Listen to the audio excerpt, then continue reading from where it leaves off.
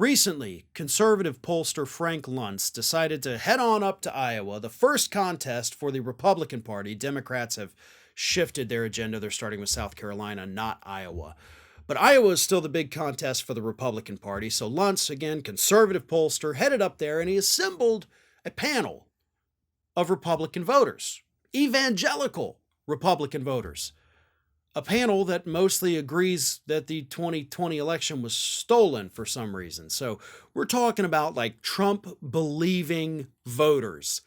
And yes, that is important to point out that these people are, very clearly buying into everything Trump says, because this evangelical group of Republican Iowa voters also had a warning for Frank Luntz. Now, the warning was to him because he was there. The warning is more for Donald Trump and the entire Republican Party. And that warning is simple, and it's this: Donald Trump has not attracted a single new voter in this election cycle. And let me read you this quote from one of the panelists that Luntz had assembled there. This panelist said, "Do you know of any people that now support Trump that didn't support him then? He's only losing voters." They went on to say that the people who flipped from Trump to Biden in 2020 are not flipping back, right? They have no reason to flip back right now. But what I love about this statement is, of course, it's the same thing that I've been saying for quite a while here, and that is that Donald Trump's not bringing in anybody new. And he's lost quite a few of the people that he had in the past. I mean, God only knows how many scores of them, tens of thousands, unfortunately died from COVID after they voted in the 2020 election. That's a thing that is going to hurt Donald Trump's numbers in the 2024 election. It's a little morbid. It's not something people want to talk about, but you look at the numbers, we've talked about the stories here.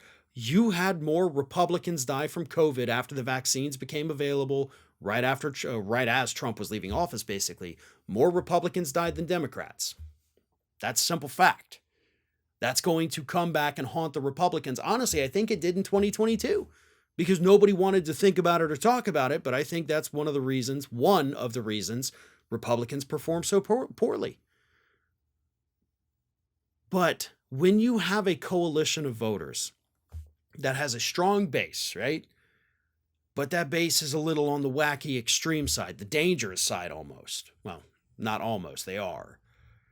That also turns off the voters. It's not just Donald Trump. It's not just the crazy things he says on Truth Social. It's not just his bombastic personality. It's not just his constant whining about 2020. It's his supporters. Because you have other more moderate, normal Republican voters out there who might be, okay, yeah, I don't hate Trump, but I don't want to be one of those people.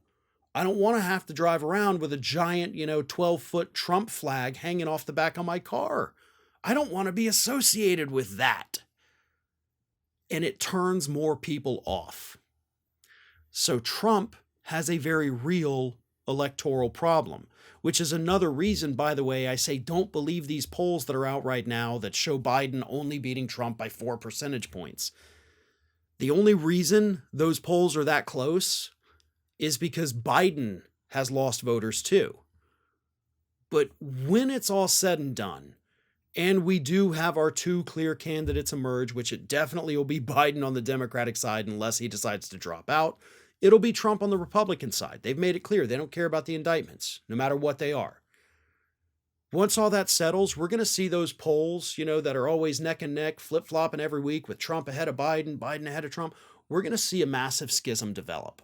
Once it becomes clear that these are the two choices, Biden, I think, is going to have a massive statistical advantage over Donald Trump for this very reason. And the Republicans know this. This is why people like Mitch McConnell wanted to move on from Trump, even though he did nothing to actually move the party on from Trump. But Republicans in D.C. have been warning about this just as often as I have. They know that Trump can't bring in new people, that he can't attract the swing voters and the moderates. So when it's all said and done and Trump is officially the nominee, his poll numbers are going to look worse than anything we have seen in recent presidential polling history. And this little focus group in Iowa is sounding the alarm bells right now, and these are voters. They're not politicians, they're not experts, they're not pollsters themselves.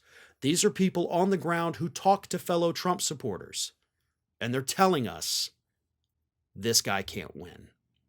Hey everyone, this is Aspen.